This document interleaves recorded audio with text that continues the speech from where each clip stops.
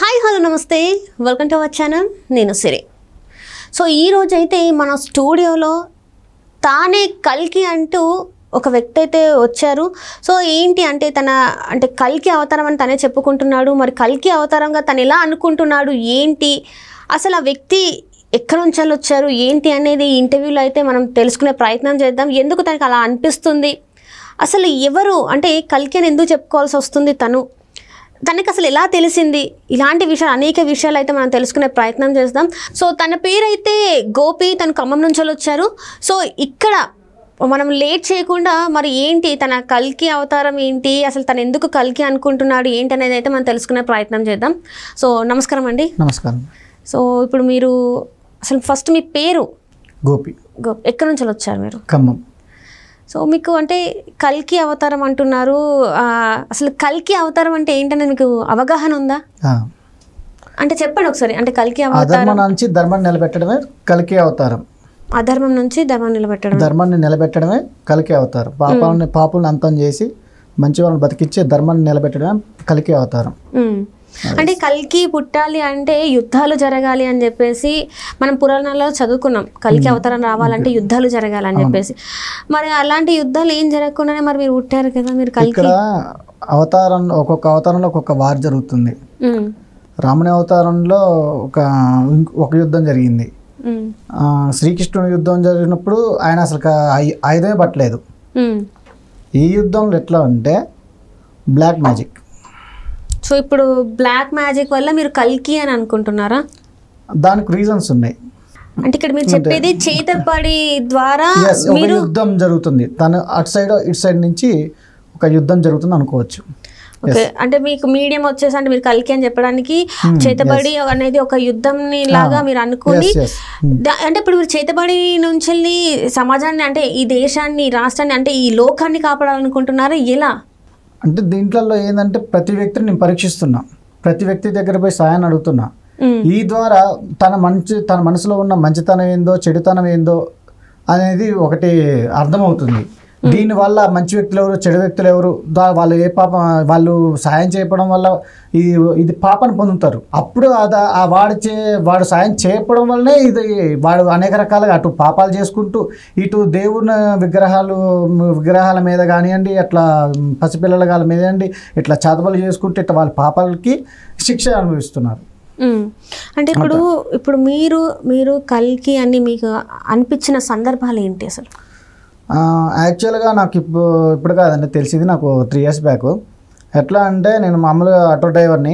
నేను ఇంటికి వెళ్ళి మామూలుగా ఆటో తోలుకొని ఇంటికి పోయి పడుకున్నా. నాకు ఒక కళ వచ్చింది. ఏం కళ అంటే బాగా మురికి కళలు వస్తున్నాయి. నా చిన్నతనం నుంచే వస్తున్నాయి, కానీ నేను దాన్ని పట్టించుకోలేదు. ఏంది ఇట్లా వస్తున్నాయి? ఆ రోజు నాకు డౌట్ వచ్చింది, ఇట్లా వస్తున్నాయి కదా మరి ఏంటని చెప్పి నాకు ఆలోచన వచ్చి ఒకసారి యూట్యూబ్లో సెర్చ్ చేసిన, బ్లాక్ మ్యాజిక్ అని సెర్చ్ చేసిన. బ్లాక్ మ్యాజిక్ అంటే చేతబడి అర్థం. చేతబడి సరే టైప్ చేస్తే ఒక ముస్లిం అయ్య గారు చెప్పిండు, ఇట్లా ఈ కళలకి ఈ సిమ్టమ్స్కి ఇది చేతబడి అర్థం. అంటే మురికి కళలు రావడం, పాములు రావడం, ఇలా వస్తే చేతబడిన అర్థం అని చెప్పి తను చెప్పిండు. నాకు అప్పుడు అర్థమైంది, నా మీద ఇన్నాళ్ళు చేతబడి జరుగుతుంది, ఎవరు చేస్తున్నారు అనేది క్వశ్చన్ నాకు వచ్చింది. వెంటనే నేను గతంలో ఒకసారి రివైండ్ చేసుకున్నా. అంటే నా మీద పోట్లాడింది ఎవరు, నన్ను రివైండ్ తీసుకుంటుందా అనుకున్న వాళ్ళు ఎవరు అనేది కూడా కొంచెం ఆలోచించి ఒక వ్యక్తి మీద నాకు అనుమానం వచ్చింది. ఆ వ్యక్తి మీద అనుమానం రాగానే నాకు బాడీలో షివరింగ్ వచ్చింది. ఆ ఒంట్లో అప్పటికప్పుడు నా చిన్నతనం నుంచి ఎలాంటి హెల్త్ ప్రాబ్లమ్స్ లేవు నాకు. అంటే మీకు మీ చిన్నతనంలోనే చేతబడి చేశారు? చిన్నతనం నుంచి జరుగుతుంది. మీకు అసలు మామూలుగా చేతబడి చేస్తే మనుషులు చనిపోవడం జరుగుతుంది, మనకు తెలిసినంత వరకు మనుషులు చనిపోవడం జరుగుతుంది. ఒకవేళ చేతబడి ఉందని తెలిపిస్తే అది తీపించుకుంటారు. మరి మీరెందుకు మీకు చిన్నప్పుడే మీకు అనిపించిన, మీకు ఎట్లాంటి అనారోగ్య సమస్యలు, చేతబడి అంటే మామూలుగా మనిషి బక్క చిక్కిపోయి అసలు ఒక ఎముకల గూడులాగా అయిపోతారు అని చెప్పేసి చావుకి దగ్గరలో వెళ్ళిపోతారు అనిపిస్తుంది. మరి మీకు చిన్నప్పటి నుంచి మీరు అదే దాంట్లో మీరు ఎట్లా అంటే ఇట్లా దీంట్లో ఏంటంటే వాళ్ళ అవసరాలకు అనుగుణంగా నడుచుకుంటున్నారు. వాళ్ళకి ఎప్పుడైతే అవసరమో వాళ్ళు అట్లా ఉంచుతారనమాట. మనిషి ఈ వ్యక్తి బతుకుండాలా, ఈ వ్యక్తి ద్వారా మనకి కావాలా అంటే కొన్ని పూజలు ఉంటాయి. ఆ వ్యక్తి మీద పూజలు చేస్తే వాళ్ళకి కావాల్సిన అందుద్ది అనమాట. ఎప్పుడైతే అవసరం లేదో అతన్ని చంపేయడం అనేది జరుగుతుంది. ఇన్నాళ్ళు నేను అవసరం అయినా ఈరోజు నాకు ఎప్పుడైతే తెలిసిందో మరి నాకు తెలిసింది, నేను బయట చూపించుకుంటా కదా, అక్కడ ఇక్కడ చూపించుకొని బయటపడతా కదా. అట్లా విధంగా నేను ఎక్కడ బయటపడుతున్నా అని చెప్పి ముందే చంపేద్దామని చెప్పి ప్రయత్నం చేశారు. ఆ రోజు వణుకు రావడం కారణం అదే. ఆ రోజు వాళ్ళకి నాకు ఎప్పుడైతే తెలిసిందో ఆ రోజు ఉన్నట్టుండి మిడ్నైట్ 12 o'clock అవుతుంది, బాగా షివరింగ్ వచ్చింది. అది షివరింగ్ ఎక్కువైతే ఉంది, అది నిల్చోలేని పరిస్థితి, లేవలేకపోతున్నా. నాకు అన్ఎక్స్పెక్టెడ్గా నాకు నోట్లోంచి ప్రళయం అనే పదం వచ్చింది. ప్రళయం అనే పదం వచ్చింది. నాకు తెలియకుండా పక్కన ఫోన్ ఉంది, ఫోన్ తీసుకొని అయ్యప్ప కవచం టైప్ చేసిన గూగుల్ క్రోమ్లో. అది ఒక 10 lines ఉంటుంది, దాని ఒక 3 times చదివిన. తర్వాత ఫోన్ కూడా పోయింది. అసలు నా చిన్నతనం నుంచి నేను మొక్కేది ఒక దేవుడు, శ్రీ ఆంజనేయ స్వామి. నేను ఏ దేవునికైనా సరే మామూలు మొక్కితే కానీ మనసులో ఉండేది మాత్రం ఆంజనేయ స్వామి. నేను ఏ దేవుని తలుచుకోను. ఇంకోటి ఏంటంటే నాకు మంత్రాలు తంత్రాలు ఏం తెలియదు అసలు నాకు. ఏదో మనం ఆడదూరుకున్నా చదువుకున్నా, నేను కూడా డిగ్రీ చేసిన, నేను అంత ముద్దునేం కాదు ఇట్లా చెప్పుకోవడానికి కూడా. అన్ని గమనించి అన్ని ఆధారాలు తీసుకున్న తర్వాత నేను ఇక్కడికి వచ్చి ఇంటర్వ్యూ ఇస్తున్నాను అనమాట. అంటే ఇక్కడ ఫస్ట్ నాకు అర్థం కాని విషయం ఏంటంటే మీకు అసలు చేతబడి ఎందుకు చేస్తారని మీరు అనుకుంటున్నారు? ఇప్పుడు ఒక ఇంటికి దొంగోడు వస్తాడు, వాడికి ఏది అవసరం అయితే వాడు తీసుకుపోతాడు, మనకు తెలియదు కదా ఆ విషయం. అదే మనం తెలుస్తుంటే మనం జాగ్రత్త పడతాం, వాడేం తీసుకుపోలేడు. వాడికి ఏది అవసరమో మనకు తెలియదు, మన వల్ల ఏమొస్తుంది అనేది. కానీ వాడు చేస్తున్నది వాస్తవం. వాస్తవం అనేది మీరు ఎట్లా గ్రహించారు? అంటే వాళ్ళే అని ఎట్లా గుర్తించారు? మీ మీద చేతబడి జరిగిందని మీకు ఎట్లా తెలిసింది? అసలు మామూలుగా తెలియదు కదా, మీకు ఎవరైనా చెప్పారా మరి మీ మీద ఇట్లా చేతబడి ప్రయోగం జరుగుతుందని? నేను ఒక యూట్యూబ్లోనే మామూలుగా చూస్తే ఇట్లా కళలకి ఇట్లా చదవడం చెప్పారు. తర్వాత నేను అంత మామూలుగా తీసుకుని అంత సీరియస్ ఏం తీసుకోలే. బట్ అప్పుడు వణుకు రావడం, నేను ప్రళయం అనే పదం వాడినా, అది ఒక ట్రాన్స్లోకి వెళ్ళిన అనమాట. అంటే ఆ వ్యక్తికి తెలియదు, కొన్ని పదాలు మాట్లాడేటప్పుడు మీరు గమనించారో లేదో, కోపంలో ఉన్న వ్యక్తి సడన్గా ఒక పదం వాడతాడు, కానీ నెక్స్ట్ ఏమన్నారు అంటే తెలియదు అంటారు. ఒక్కోసారి కొంతమంది కొన్ని అన్ఎక్స్పెక్టెడ్ అట్లా జరుగుతూ ఉంటాయి. అలా నేను ఒక ట్రాన్స్లోకి వెళ్ళి అన్నట్టుగా నేను ప్రళయం అనే పదం వాడినా. నెక్స్ట్ డే నేను మామూలుగా బ్రష్ చేసుకుని యూట్యూబ్ చూస్తుంటే తిరుపతిలో ప్రళయం అని చెప్పి ఒక వీడియో వచ్చింది. ఏంది ఇట్లా తిరుపతి, నేను నైట్ అన్నా ఇట్లా తెల్లారి వచ్చింది, ఇట్లా వచ్చింది అని చెప్పి నాకు అనుమానం వచ్చింది. దాని గురించి అన్నవరపు తిరుపతి మూర్తి గారు కొన్ని విషయాలు చెప్పారు. ఎందుకు వచ్చింది, వర్షం వల్ల వచ్చిందా, వరద వల్ల వచ్చిందా, లేకపోతే ఎవరన్నా ఏదైనా వేరే కారణం వల్ల వచ్చిందా అని చెప్పారు. ఒక స్త్రీ బుద్ధి ప్రళయంతక అని చెప్పి ఒక పదం వాడారు. తర్వాత తనకు తాను రక్షించుకున్నాడు అని చెప్పి అన్నాడు. వెంకన్న స్వామి తనకు తాను రక్షించుకున్నాడు అని చెప్పిండు.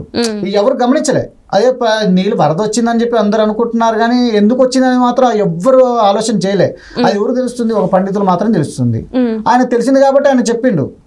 ఎందుకు మీ ప్రళయం ఎందుకు వచ్చింది, ధర్మంగా నడుచుకోండి, అధర్మం అనేది పాటించమాకండి, మీరు మానవ జాతిని మానవుడిగా జీవించండి. ఈ జంతు హింస లేకపోతే ఇంకా అనేక రకాలుగా మీరు చేసే దుష్ప్రయోగాల వల్ల ఇలాంటివి జరుగుతూ వస్తున్నాయి, ఆ స్వామికి కూడా ఇట్లా జరుగుతుందని చెప్పి చెప్పడం జరిగింది. అసలు మీ చేతబడికి తిరుపతిలో వచ్చిన ప్రళయానికి సంబంధం ఏంది?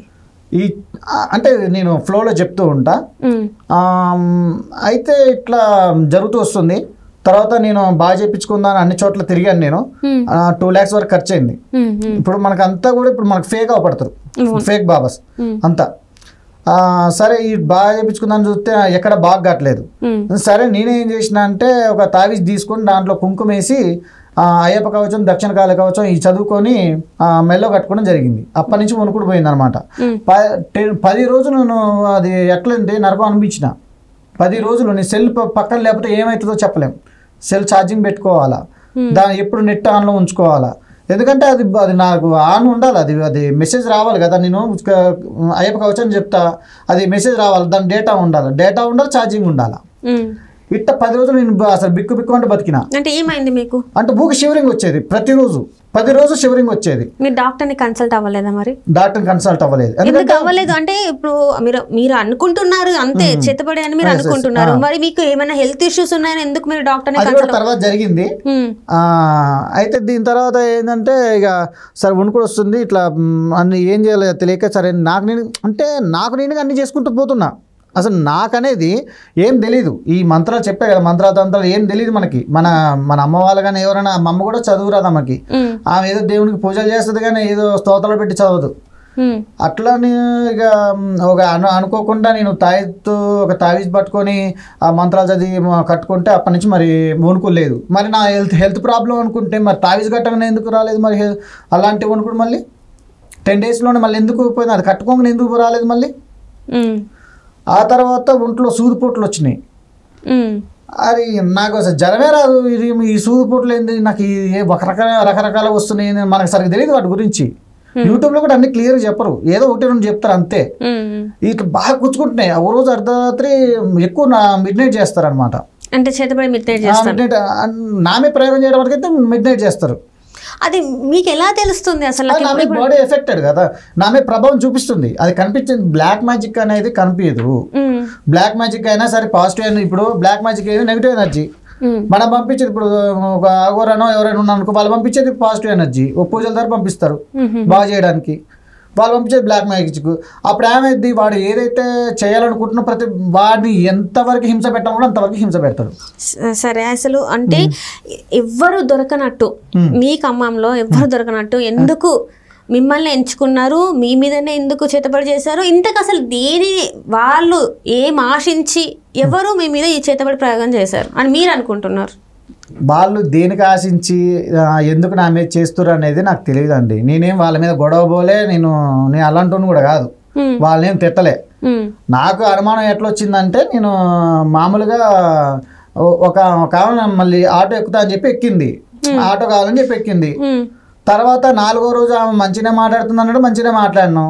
తర్వాత మా ఫ్రెండ్స్ వీళ్ళంతా గ్యాదర్ అయ్యి నాకు మందు పెట్టడం జరిగింది. మీ ఫ్రెండ్స్ మీకు మందు పెట్టారా? మా ఫ్రెండ్స్ తో కలిసి మందు పెట్టి. అంటే మందు పెట్టడం అనేది చేతబడి అనేది రెండు వేరు వేరా? రెండు వేరు వేరు. ఇది జరిగింది 7 years క్రితం. ఇది 7 years క్రితం. అది ఆ 7 years క్రితం దాన్ని బట్టే నేను కనుక్కున్నా, ఈ మందు పెట్టిన వాళ్ళు వీళ్ళు ఖచ్చితంగా వీళ్ళు అయ్యి ఉంటారని చెప్పి నాకు అనుమానం వచ్చింది. నేను వాళ్ళు ఫాలో చేయడం, దానికి ఇక కొన్ని రకాలుగా అబ్జర్వేషన్ చేసిన.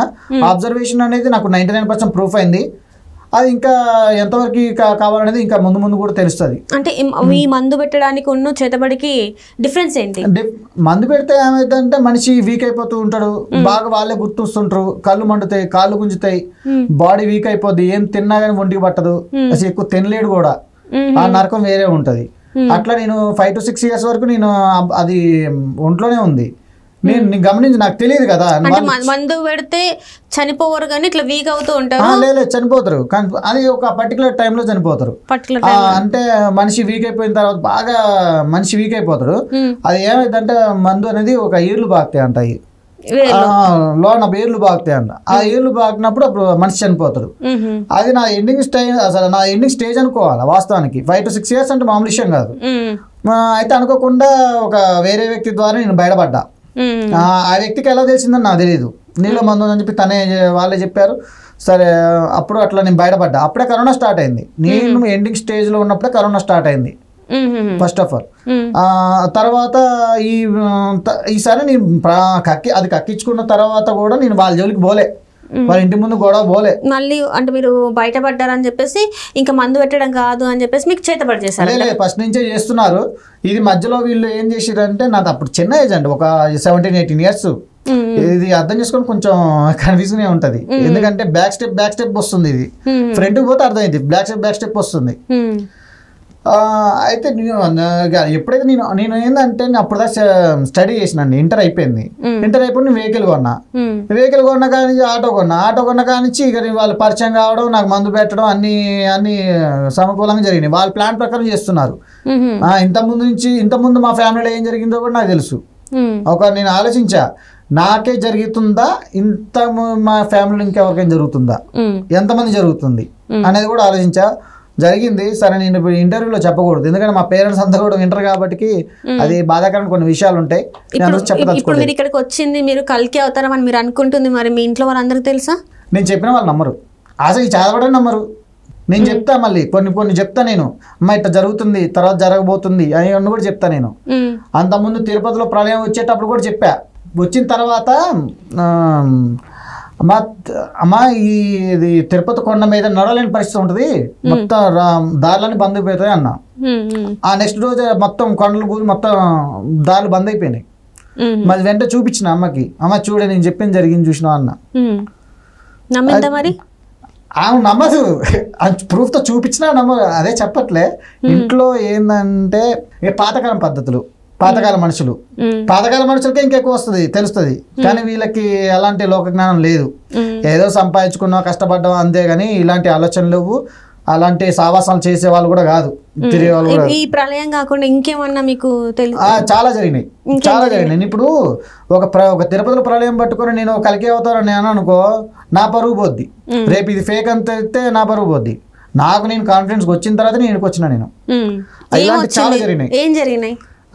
తర్వాత ఇంట్లో నేను అన్ని విధాలుగా బాగా చేసుకుంటూ వచ్చిన. వాళ్ళు నా మీద ప్రయోగాలు చేస్తున్నాను, ఒంట్లో వైరస్లు ఇలాంటి చాలా చేశారు. నా పళ్ళు బుచ్చడం అలాంటివి చేస్తుంటే నాకు నేనుగా రికవర్ చేసుకుంటూ వస్తున్నా ప్రతి ఒక్కటి. అది చిన్నపిల్లకాయల మీద నేను అవతల వ్యక్తిని మీద చేయలేను, కానీ నాకు నేను రికవర్ చేసుకోగలుగుతా. మంత్రం ఏదో ఒకటి బుక్స్లో మంత్రాలు ఏదో ఒకటి చేసుకోగలుగుతా. అయితే వీళ్ళు మా వాళ్ళు వినరు, వీళ్ళు ఎఫెక్ట్ అవుతున్నారు. వీళ్ళకి కూడా వీళ్ళ మీద ప్రభావం పడది, వీళ్ళ మీద కూడా జరుగుతుంది. ఎప్పటి నుంచో మీ ఇంట్లో వాళ్ళ మీద కూడా జరుగుతుంది. వీళ్ళంతా అసలు మా వాళ్ళ మీద ఎందుకు అందరిని మా మీద ఎందుకు టార్గెట్ చేశారనేది నాకు తెలియదు ఇంకా వాస్తవానికి. ఎన్ని సంవత్సరాల నుంచి జరుగుతుంది ఇది? నా దేశ ఎప్పుడు చాలా ఏళ్ళ నుంచి జరుగుతుందండి.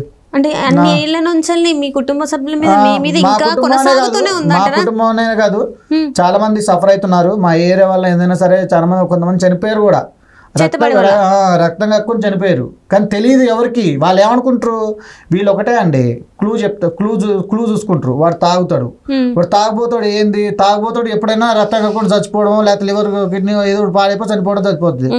వీళ్ళు ఏంటంటే అదే కారణం చూపించి వాడికి కిడ్నీలు పోయేటట్టు చేయడమో, లేకపోతే రక్తం కక్కుని చచ్చిపోవడమో చేస్తారు.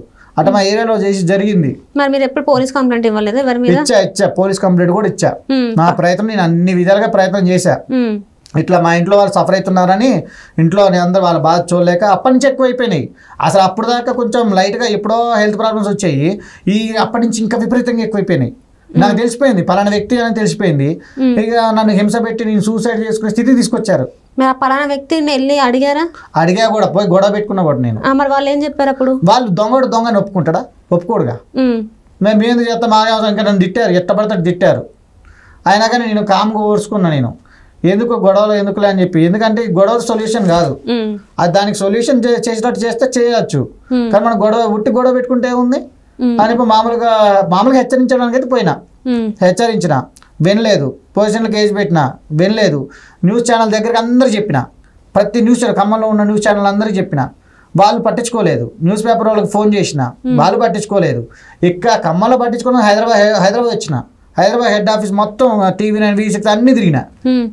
అప్పుడు 4,000 ఖర్చు వచ్చింది నాకు లోకల్ తిరగడానికి మొత్తం రానుప్పుడు మొత్తం 4,000 ఖర్చు వచ్చింది. అంటే ఇప్పుడు మీ దగ్గర ఉంది కరెక్ట్ ఇన్ఫర్మేషన్ అనుకుంటే ఎవరైనా ఇంటర్వ్యూ తీసుకుంటారు, మరి మీరు అన్ని కరెక్ట్ గా చూపెట్టలేదా వాళ్ళకి? కరెక్ట్ చూపెట్టడం కాదు, ఇక్కడ ఏంటంటే బ్లాక్ మ్యాజిక్ అంటే ఎవరికి కనబడదు. అది ఎవరు గవర్నమెంట్ రూల్స్ లో లేదు, ఎవరు నమ్మరు కదా. ఇప్పుడు చాలా మంది జనాలు ఎట్టున్నారంటే నమ్మరు. ఇది వాళ్ళ ప్రభావం, వాళ్ళంతటా వాళ్ళకి అనుభవం అయితే కానీ నమ్మరు. అట్లా ఎవరైనా చెప్పినా కానీ నమ్మరు. అట్లా ఇక దానివల్ల ఎవరు నమ్మరు, ఇది ఇంటర్వ్యూ తీసుకోరు, బాగోదులే అన్నట్టుగా వాళ్ళు కాముగా పక్కకు తొలుగుతున్నారు తప్పితే అది అనుభవం ఉన్నాడు. పాపం ఎంతమంది వెళ్ళారండి. సరే బ్లాక్ మ్యాజిక్ లేదనుకుందాం, మరి ఎంత దొంగ బాబాల దగ్గర వాళ్ళు బాగా చేస్తున్నామని చెప్పి ఎంతమంది లైన్లో క్యూలో ఉన్నట్లే, ఎన్ని లక్షలు పెట్టి బాగా చేయించుకుందామని పోవట్లే ఎంతమంది లేరు. నా చిన్నతనం నుంచి చూస్తున్నాను నేను చాలా మందిని. మరి వాళ్ళందరూ ఏంది, సార్ నేను ఏడిపించండి, మరి మిగతా వాళ్ళు ఏంది, మరి హాస్టల్ చేస్తున్నారు.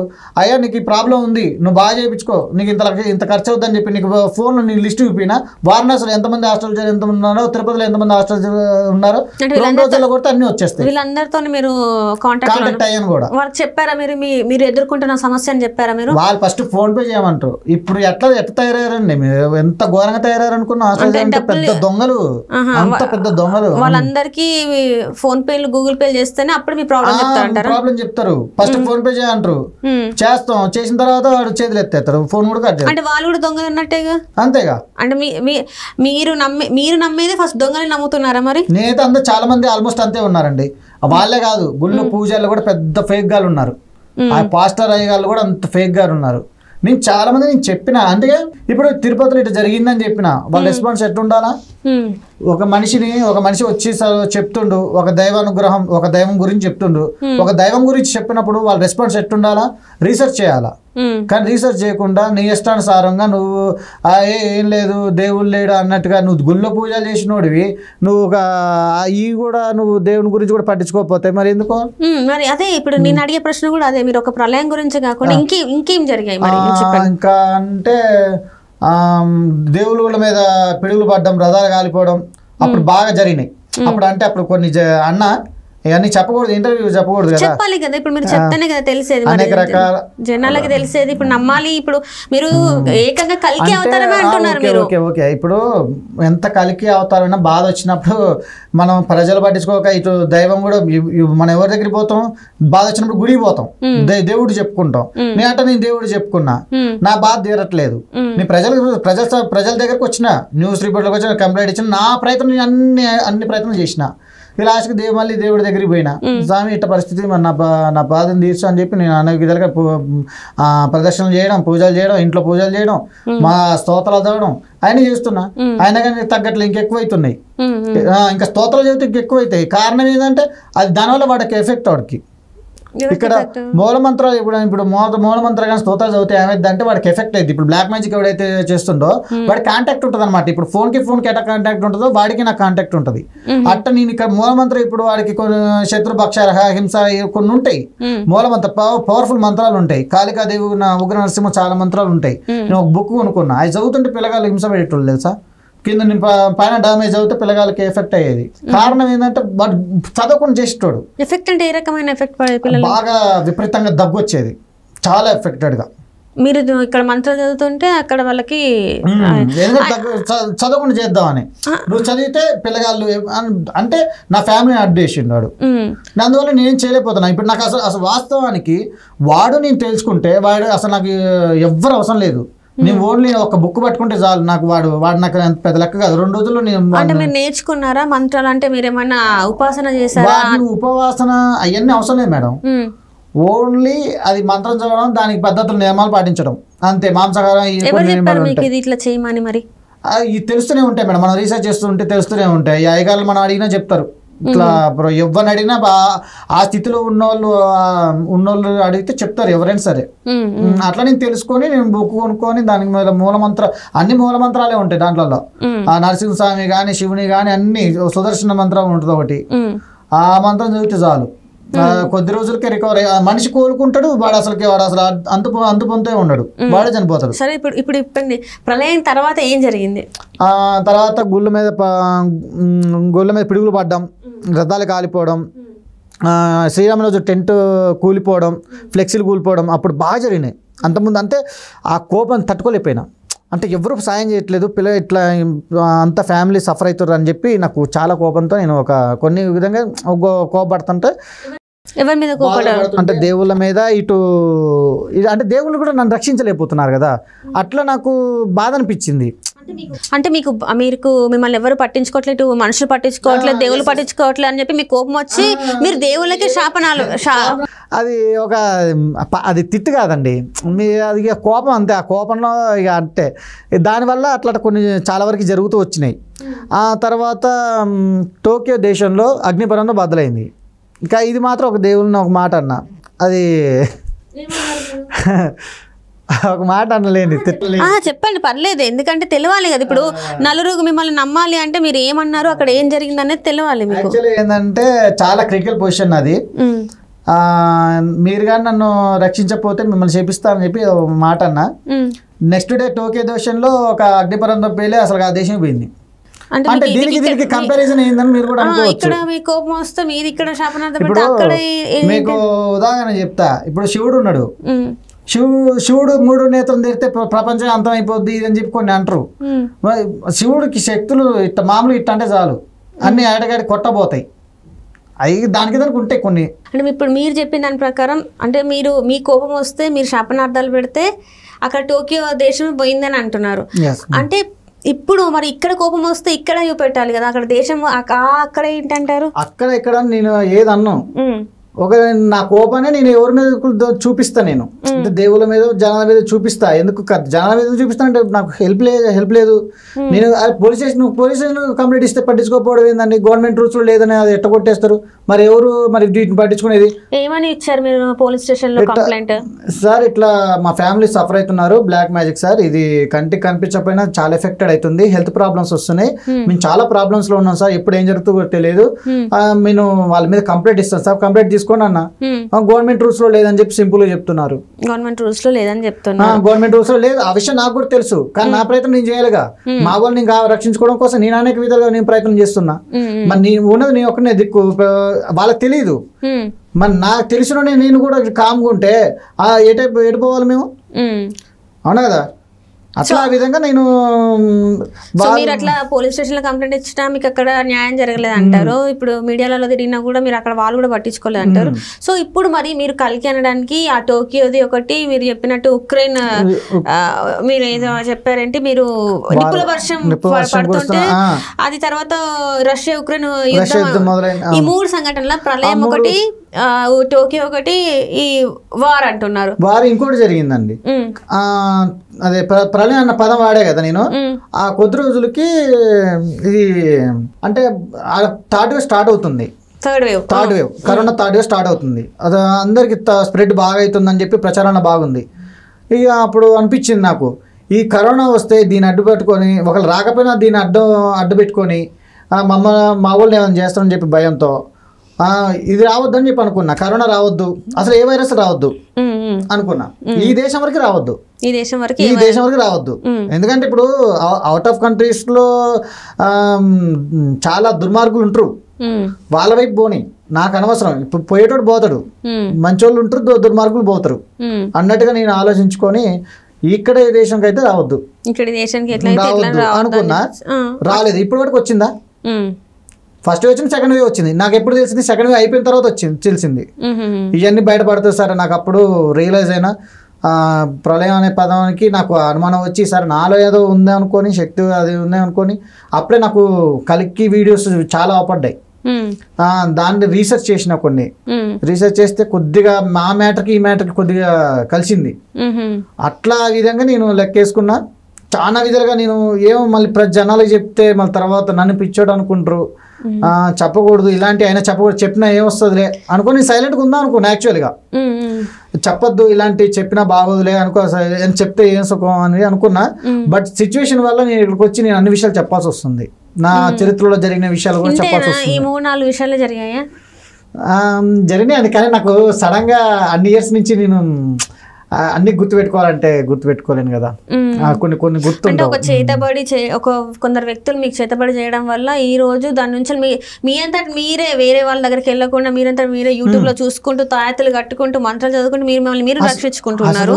దీనివల్ల మీరు కల్కి అని మీరు అనుకుంటున్నారు. అంటే జరుగుతున్న సిచ్యువేషన్ కి మీరు నా రైట్ హ్యాండ్ కూడా చూస్తే మత్స్యావతారం ఉంటది నా రైట్ హ్యాండ్ లో.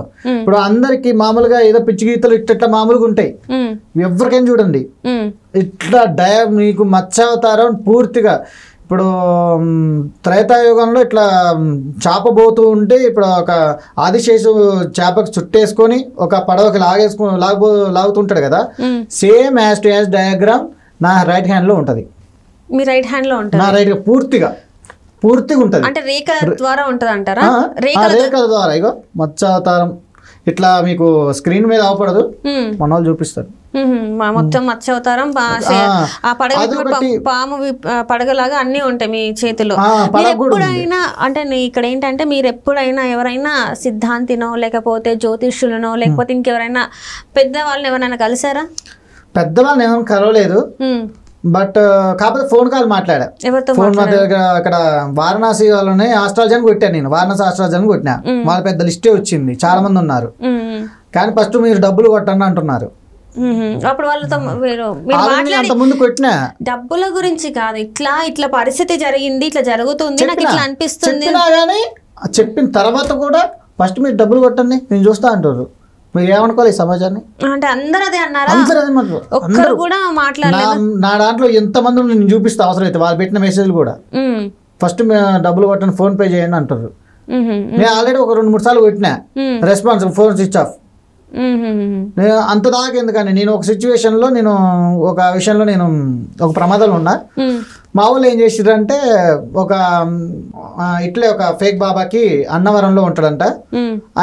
ఆయన మంచోడు అని చెప్పి మా అన్నయ్య పరిచయం చేసిండు, మా చుట్టాల పెద్ద ఆయన చూపించండి ఆయనకి అంటే సరే అని చెప్పి వీళ్ళు ఫోటోలు పంపించడం అని చెప్పి అన్ని చేసారు. 0 రిజల్ట్. మళ్ళీ ఫోన్ ఆయన ఏమన్నాడు, ఆయన ఇంటికి యంత్రాలు పంపిస్తే ప్రతి ఒక్కరికి అన్నాడు, నేనే వస్తా నేనే అన్నాడు. అసలు రాలేదు, యంత్రాలు పంపించలేదు. ఇప్పుడు మీరు ఏమంటారు అంటే ఇక్కడ నాకు అర్థం కాని విషయం ఏంటంటే మీరు కల్కి అంటుంటే మరి కల్కి అన్ని విషయాలు తెలుస్తూ ఉంటాయి కదా, మరి మీకెందుకు తెలియట్లేదు? మీకు అంటే పాస్ట్ ప్రజెంట్ ఫ్యూచర్ అంటే భూత భవిష్యత్తు కాలాలు తెలియాలి కదా, మరి మీకు ఎందుకు తెలియట్లేదు? ఇప్పుడు కలికి అంటే ఒక దేవుడు రూపం కావచ్చు, కాకపోతే ఒక మనిషికి ఎత్తినప్పుడు అవన్నీ ఉండవు, శక్తులు ఉంటాయి అనుకుంటున్నా ఉండవు. ఇప్పుడు రాముడు ఉన్నాడు, రాముడు సీతను ఎత్తుకెళ్తుంటే రావణాసు సీతను ఎత్తుకెళ్తుంటే మరి ఎందుకు కాపాడలేకపోయిండు? ముందే అడ్డుపడవచ్చు కదా. తనకి ప్రభావం ఇప్పుడు తనని రక్షించుకోవడం కోసం ముందే రావాలిగా, ఫ్యూచర్ తెలియాలిగా, తెలియలే. కనీసం సముద్రం కూడా దాటలేకపోయింది మరి రాముడు. మరి ఏ దేవుడికి కూడా అట్లా రాముడనే కాదు, ఏ పురాణాల్లో చూసుకుంటే ఏ దేవుడు కూడా ముందే ఏవి ఊహించలేదు, అన్ని జరుగుతూ పోయినాయి. లోక కళ్యాణం కోసం. ఇప్పుడు రాముడి కంటే ఆంజనేయ స్వామి పవర్ఫుల్లా? యాక్చువల్గా చెప్పాలంటే రాముడి కంటే ఆంజనేయ స్వామి పవర్ఫుల్లా? శివుడు అవతారం, ఇప్పుడు శివ అంశ కావచ్చు ఎవరు ఆంజనేయ స్వామి, కానీ రాముడు ఎవరు? విష్ణువు, డైరెక్ట్ విష్ణువే. మరి రాముడు ఆంజనేయ స్వామి పెద్ద సాయం తీసుకోవాల్సిన అవసరం లేదు ఆంజనేయ స్వామిది. అయినా కానీ పురాణం లోక కళ్యాణం కోసం జరుగుతూ ఉండాలి. వాళ్ళు మరి ఎన్ని కష్టాలు పడ్డారు మరి రాముడు, మరి వాళ్ళు ఎన్ని కష్టాలు పడ్డారు సీత కోసం ఎత్తుక్కుంటా పోయి ఎన్ని కష్టాలు పడ్డారు, ఎన్ని బాధలు పడ్డారు. తను ఒక భార్యే కదా, తన ఫ్యామిలీయే కదా. అట్లా ఏంటంటే లోకన్యాయం కోసం తన ఫ్యామిలీ అయినా సరే ఏదైనా సరే అది జరుగుతూ ఉంటుంది అనమాట. అట్లా నేను కంపేర్ చేసిన, నాకు 99% ప్రూఫ్ అయింది మేడం. అది మిగతా 1% అనేది పండితులు వీళ్ళు ఉన్నారు కదా, వాళ్ళు చెప్తారు ఒకవేళ ఫేక్ అంటే ఫేకు, నిజం అంటే నిజం. నేనైతే చెప్పాలనుకున్నా, ఇప్పుడు నేను వచ్చి చెప్తేనే కదా వాళ్ళకి తెలిసేది. అందరు దాంట్లో ఇప్పుడు అందరు ఫేకులు లేరు, చాలా మంది మంచోళ్ళు కూడా ఉన్నారు. అసలు వాళ్ళకి తెలియాలనే నా ఆరాటం. అసలు వాళ్ళకంటే మంచోళ్ళు కూడా ఉంటారు కదా పండితులు, నిజాయితీగా సాధన చేసేటోళ్ళు, ప్రజల కోసం ధర్మం కోసం నిలబెట్టేటోళ్ళు ఉంటారు. మనకి అర్థం కాదు కానీ వాళ్ళు ఉంటారు కదా, వాళ్ళ కోసమే నేను చెప్తేనే కదా వాళ్ళకి తెలిసేది. అట్లా నేను ఇంటర్వ్యూ నేను చెప్తున్నా, నా సమస్య కూడా పరిష్కారం అవుతుంది, నా ఇంట్లో ప్రాబ్లమ్స్ కూడా తగ్గిపోతాయి. ఇప్పటికి కూడా మీ మీద చేతబడి ప్రయోగం ఇంకా ఉందా? అసలు మీకు చెప్తే నమ్మరు. నేను ఇంటర్వ్యూకి వస్తుంటే కూడా మా ఇంట్లో చాలా ఎఫెక్టెడ్ అయింది. ఏమైంది? పిల్లగాడు అసలు దగ్గు రాదు, దగ్గు వచ్చింది, మళ్ళీ విపరీతంగా దగ్గు వచ్చింది, కక్కుండు, మళ్ళీ ఫీవర్, మళ్ళీ ఇంకోటికి జ్వరం వచ్చింది, ఇంకోటికి మోషన్స్ అయినాయి బాగా. ముగ్గురు హాస్పిటల్ తీసుకునే పరిస్థితికి వచ్చింది. మిమ్మల్ని ఆపేయడానికి ఆపడానికి, ఎందుకంటే ఏడుకొస్తే వాళ్ళ బతుకు బండారం బయటపడుతుంది కదా. మీరు ఇంతవరకు వాళ్ళ గురించి చెప్పలేదు కదా, ఇప్పటికీ కూడా ఎవరు చేశారు ఎందుకు చేశారు అంటే ఈ రోజు కూడా ఈ టైం కూడా ఇంతవరకు చెప్పలేదు. పేర్లు చెప్పడం నాకు పెద్ద విషయం కాదు. నాకు మీరు పేర్లు చెప్పడం మీ ఇష్టం, అసలు ఎందుకోసం జరిగిందనేది చెప్పాలి కదా. అది ఎందుకు చేస్తారు అనేది నాకు తెలియదు మేడం. అంటే మీకు ఏమన్నా ఊర్లో మీకు బాగా ఆస్తులు ఉన్నాయా, లేకపోతే ఊర్లో మీకు పెద్ద పెద్ద ఇల్లులు ఉన్నాయా, లేకపోతే ఏంటి? వాళ్ళకి ఏంటంటే మేడం, ఇప్పుడు చాలా రకాలు ఉంటాయి. శక్తులు అంటారు, నిధులు అంటారు, నిధుల కోసం బలి ఇస్తారు, మరి అనేక రకాలుగా ఉంటాయి. వాళ్ళ విద్యలు మనకు ఉంటాయి మేడం. వాళ్ళు ఎందుకు చేస్తారు, కానీ వాళ్ళ అవసరాల కోసం అవతల ఎంత హింస పెట్టాలో అంత హింస పెడతారు. మీరు పడ్డది ఏమి అంతగానం మీరు తట్టుకోలేకుండా అయింది ఏంటంటారు? మరి నా వల్ల నేను పడలేదు, మా ఫ్యామిలీ వల్ల పడ్డా. అంటే మా ఫ్యామిలీకి ఎఫెక్టెడ్ అయింది. నాన్నంటే నేను తట్టుకోగలుగుతా, నేను నిలబడగలనా, నేను రికవర్ చేసుకోగలుగుతా. నాకు ఇప్పుడు ఆన్ స్పాటెడ్ నాకు ఇప్పుడు ఏదైనా జరిగినా కానీ వెంటనే నాకు కొన్ని దేవుడి మంత్రాలు వచ్చు. ఆ మంత్రాలు నేను అలవాటు చేసుకున్నా, అవి చదువుకున్నా దెబ్బ పోద్ది. మంత్రాలు చదువుకుంటే ఇది పోతుందా? పోతుంది, ఆ పెయిన్ అనేది పోతుంది అనమాట. మరి మీ ఇంట్లో వాళ్ళకి చెప్పుకోలేదా మరి మీరు ఇది చదువుకోండి పోతుందని? మా అమ్మకి చదువు రాదు మేడం, ఆమె ఎంత చదువుకుంటుంది? వాళ్ళు ఏం చెప్పనా, అదే మేడం, వాళ్ళు ఫస్ట్ నుంచి కష్టపడే వాళ్ళే, కానీ ఇలాంటి గలీజ్గా ఈ చేతబళ్ళు, ఈ మందులు ఎఫెక్ట్ ఏం తెలియదు. మీ అన్నయ్యకి వదినకి చెప్పినా కూడా వినట్లేదా మరి? అసలు ఎవ్వరు వినట్లేదు. వాళ్ళు చదువుకోలేదా? అన్నయ్య ఎంఎస్సీ చేసిండు. మరి ఎంఎస్సీ చేస్తే ఓకే సరే, ఎంఎస్సీ చేసిన చదువు అంటే వాళ్ళకి మూఢనమ్మకాలని పక్కకు పెట్టారనుకోండి, మరి హాస్పిటల్కి వెళ్ళినప్పుడు మరి ఏం చెప్తున్నారు డాక్టర్స్? ఇప్పుడు ఏం చెప్తారు మేడం, ఇప్పుడు మనిషికి వాళ్ళు కూడా నమ్మరు కదా. ఇప్పుడు డాక్టర్స్ ఏంది, డాక్టర్స్ ఇంకా ఘోరంగా ఉంటారు. ఇప్పుడు నువ్వు ఎట్లా పోయినా సరే నీకు ఈ రోగం వచ్చింది దీనివల్ల వచ్చిందని చెప్తారు, కానీ నీకు పలానా వ్యక్తి చేసిందని చెప్పరు. సరే ఏమని చెప్తున్నారు డాక్టర్స్? ఇప్పుడు దగ్గు వస్తుంది అంటున్నారు, మీరు టెస్ట్ వాతావరణం అంటారు. ఇక ఇప్పుడు బాగా తగ్గితే ఏమైంది మేడం, ఇక్కడ ఇన్ఫెక్షన్ వస్తుంది, ఆ ఇన్ఫెక్షన్ అయింది పిల్లగాడికి అంటారు. ఇక జరిగి చెప్తాడు ఆయన. ఏముంది దగ్గుతుంటే ఇప్పుడు ఒంట్లో ఇప్పుడు వామిటింగ్ వచ్చింది అనుకో, ఫుడ్ అనుకోవచ్చు కదా, అదే నిజం అనుకోవచ్చు కదా, చేతపడి కాదు మరి నిజంగానే ఇట్లా నా మీద చేశారు కాబట్టి నేను అనుభవిస్తున్నా, కాబట్టి నేను ఇంతవరకు రీసెర్చ్ చేసిన, నేను వాళ్ళని గమనించిన, అన్ని తెలుసుకున్న తర్వాత నేను ఇట్లా చెప్తున్నా అనమాట. నేను అన్ని రీసెర్చ్ చేసిన తర్వాత లేదా ఇంత హింస ఎందుకు పడుతున్నాను. నేను ఒకసారి మా వాళ్ళని ఎప్పుడైనా ఇంటర్వ్యూ మా వాళ్ళని తీసుకున్నప్పుడు ఏ రోజున నా చిన్నతనం నుంచి ఏ రోజున నేను ఒక విచిత్రంగా ప్రవర్తించడం కానీ ఈ చాదవాడిని పదం వాడినాం కానీ ఎప్పుడైనా అడగండి, అసలు ఎప్పుడు లేదు. నా హెల్త్ ప్రాబ్లమ్స్ కూడా రావు యాక్చువల్గా. మీకు ఇంతవరకు ఎప్పుడు హెల్త్ ప్రాబ్లమ్స్? నేను చూసినంత వరకు చేతపడి చేసిన వాళ్ళకి కొంచెం ఆరోగ్య సమస్యలు ఎక్కువ ఉంటాయని విన్నాను నేను. వాళ్ళకి ఏ అవసరం ఉందో మనకు తెలియదు కండి, వాళ్ళకి అవసరం ఉన్నప్పుడు ఇట్లా ఉంచుతారు. సరే ఇప్పుడు మీ పాయింట్కి వద్దాం.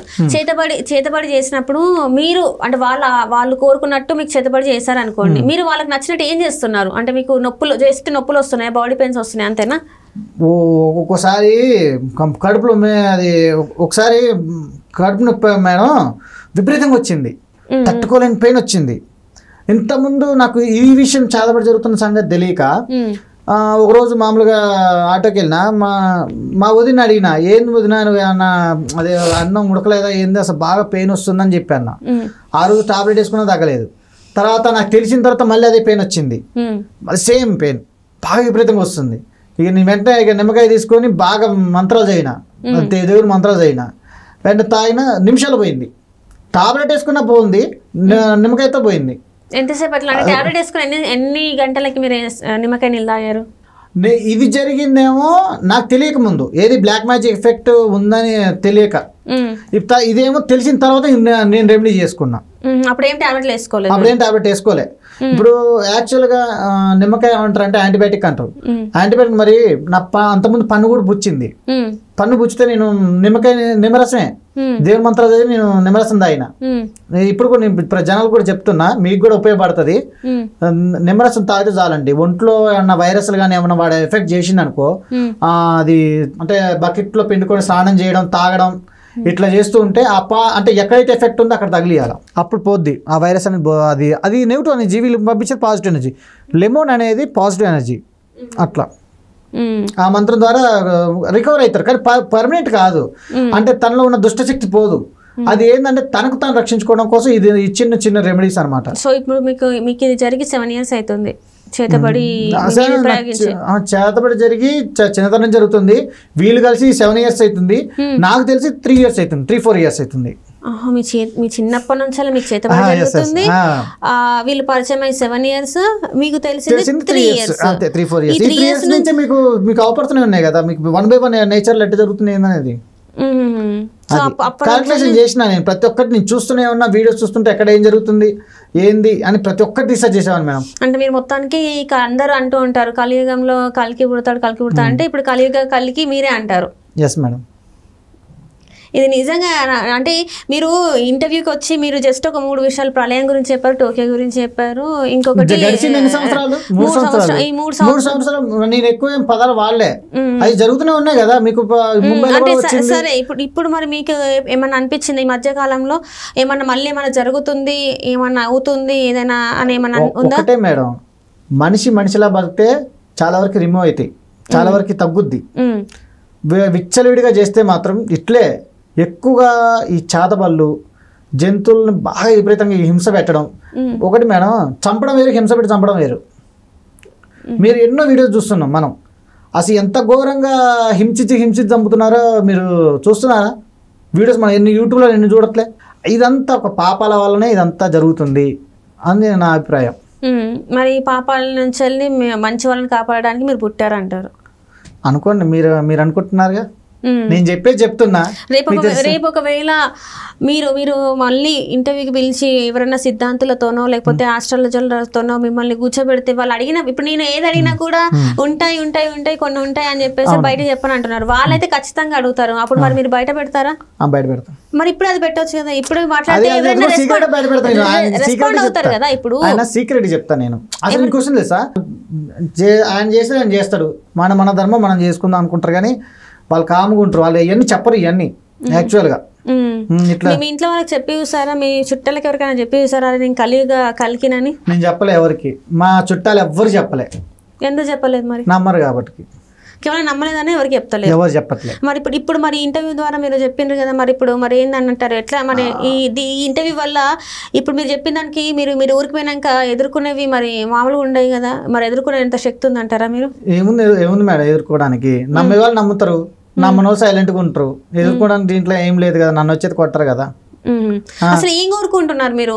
ఇప్పుడు ఇంట్లో చెప్పలేదు, మీ చుట్టాలకు చెప్పలేదు, ఎవరికి చెప్పలేదు, మీ ఫ్రెండ్స్ కూడా చెప్పలేదు. అసలు గమ్మత్తు విషయం ఏంటంటే ఇవి వచ్చేటప్పుడు కూడా నేను మా వాళ్ళకి చెప్పలేదు. అంటే ఇప్పుడు హైదరాబాద్కి వచ్చేటప్పుడు కూడా చెప్పలేదా? చెప్పలేక మామూలుగా వేరే మాట చెప్పి వచ్చిన.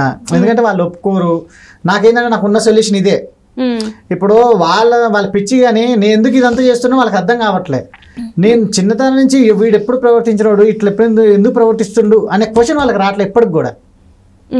మీరు ఎప్పుడైనా డాక్టర్ దగ్గరికి వెళ్ళి మీరు చెకప్ చేసుకున్నా, స్కానింగ్ తీపించుకున్నా, డాక్టర్స్ అన్ని చెకప్లు చేపించుకున్నా, అన్ని నార్మల్గా ఉన్నాయి. మీకు అన్ని రిపోర్ట్స్ కూడా అన్ని చూపిస్తారు. సైకాట్రిస్ట్ దగ్గరికి వెళ్ళారా? సైకాట్రిస్ట్ దగ్గర కూడా పోయినాం. నార్మల్ అంతా అది రిపోర్ట్స్ ఉంటాయి కదా మేడం, అంత నార్మల్ వచ్చింది. అంత నార్మల్. మరి ఇప్పుడు ఈ ఇంటర్వ్యూ ద్వారా మీరు ఏం కోరుకుంటున్నారు? మీరు ఏం కోరుకోవాలనుకుని ఇంటర్వ్యూకి వచ్చారు? నేను ప్రపంచం తెలియడం కోసమే నేను వచ్చిన, అంతే. మీరు ఇది అని చెప్పేసి ప్రపంచం తెలియాలని చెప్పేసి 99% నాకు నమ్మకం ఉంది మేడం. నాకే పూర్తి నమ్మకం ఉంది అసలు యాక్చువల్ గా. సరే ఇప్పుడు మన సిద్ధాంతుల పండితులు ఉంటారు కదా, ఇప్పుడు వచ్చినని చెప్తే వాళ్ళు కూడా చెప్తారు కదా వీళ్ళు ఫేక్ ఇలాంటి మన చర్చ డెబిట్కి వస్తారు కదా. అట్లా వాళ్ళ అభిప్రాయం కూడా చూసుకోవాలి. రైట్ అండి. సరే మరి మీరు అనుకున్నట్టు మరి మీరు కల్కి అవతారమా ఏ అవతారమో నాకైతే ఇంకా క్లారిటీ అయితే రాలేదు. సో మరి మీరు అన్నట్టు ఎవరైనా పండితులు వాళ్ళు అడిగిన ప్రశ్న మీరు కరెక్ట్గా సరైన సమాధానం చెప్తారా లేకపోతే ఏంటంటే వాళ్ళు నిర్ధారిస్తారు మీరు కల్కియా కాదా అని చెప్పేసి. సో చూద్దాం మరి ఏం జరుగుతుంది ఏంటనేది. మరి మళ్ళొక ఇంటర్వ్యూలో మిమ్మల్ని కలిసే ప్రయత్నం అయితే చేస్తాను. Thank you.